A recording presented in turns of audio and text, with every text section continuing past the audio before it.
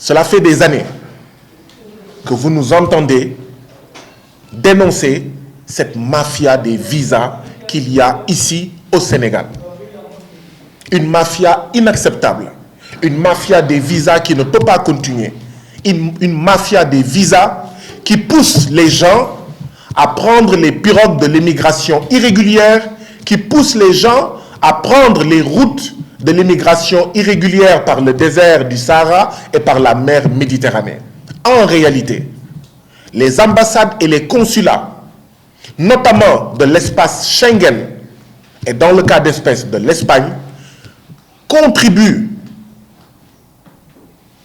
aux personnes qui meurent dans l'océan Atlantique, contribuent aux personnes qui meurent dans le désert du Sahara, contribuent aux personnes qui meurent dans la mer Méditerranée, parce que tout simplement, avec cette politique de visa, avec cette mafia des visas, avec cette marchandisation des visas, cette marchandisation des rendez-vous pour tout simplement demander un visa, eh bien, oui, on pousse des hommes, des enfants, de plus en plus, depuis quelques années, des femmes et des enfants, d'accord, à prendre les pirogues, à prendre le désert du Sahara.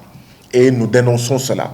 Nous sommes ici pour dénoncer à leur côté cette situation qui ne peut pas durer. Nous avons alerté depuis des mois, depuis des années. Nous avons dénoncé depuis des mois, depuis des années. Nous avons voulu organiser des manifestations devant l'ambassade de France. Mon camarade Aliou Gérard Koïta en parlait, ça a été interdit, mais nous sommes allés pour déposer une lettre de protestation à l'ambassade de France. Il y a eu des arrestations. Lui, Aliou Gérard Koïta, ainsi que d'autres ont été arrêtés, mais nous n'avons pas baissé les armes. Nous ne nous sommes pas découragés. Nous avons dit que la lutte va continuer. Tant que cette injustice que constitue la marchandisation des rendez-vous, des visas continuera, eh bien, nous allons continuer à nous battre. Oui, je veux féliciter Lola, Aïssa, ainsi que tous les autres qui sont là, ainsi que tous les autres qui n'ont pas pu venir ici. Parce que l'ambassade d'Espagne, ainsi que d'autres ambassades et consulats, cherche à imposer une loi du silence, une omerta. C'est normal. Quand il y a mafia, il y a omerta.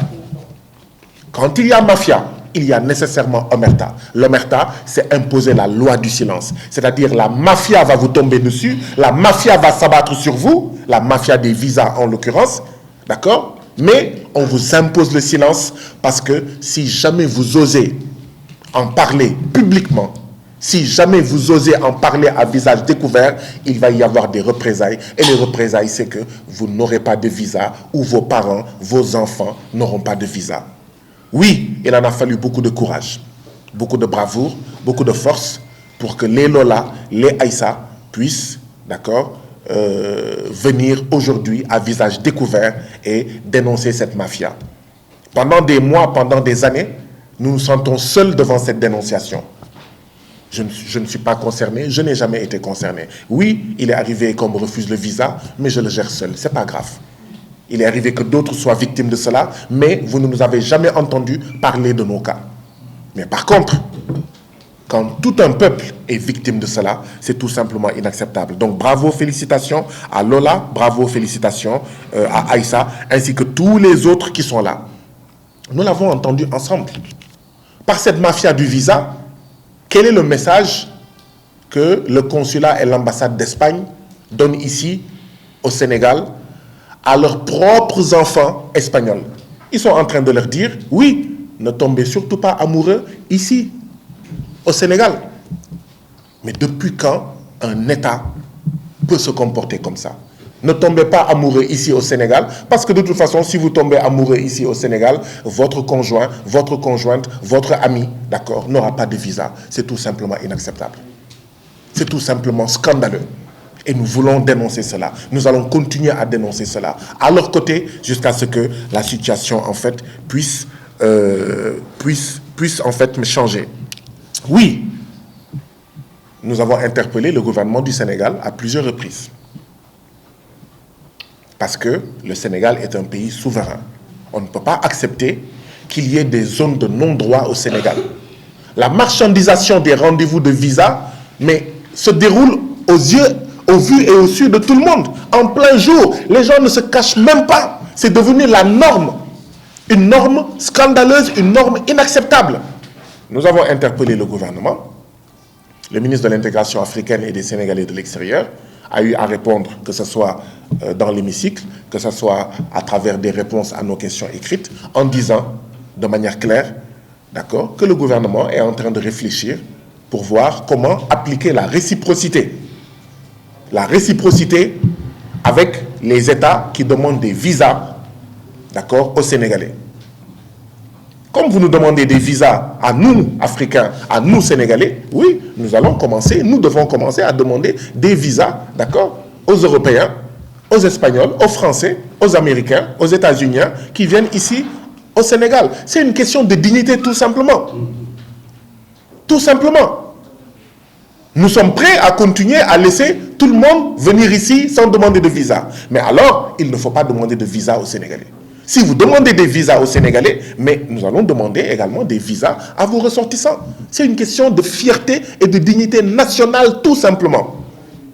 Donc, nous avons interpellé, nous avons suggéré, le gouvernement a dit qu'il est en train de réfléchir à cela, qu'il est en train d'y travailler, et nous restons à l'écoute, nous allons suivre le dossier, parce que nous ne pouvons pas accepter que les ressortissants d'un pays puissent venir sans visa au Sénégal, et que nous, Sénégalais, qu'on nous demande des visas, pire, c'est un véritable chemin de croix.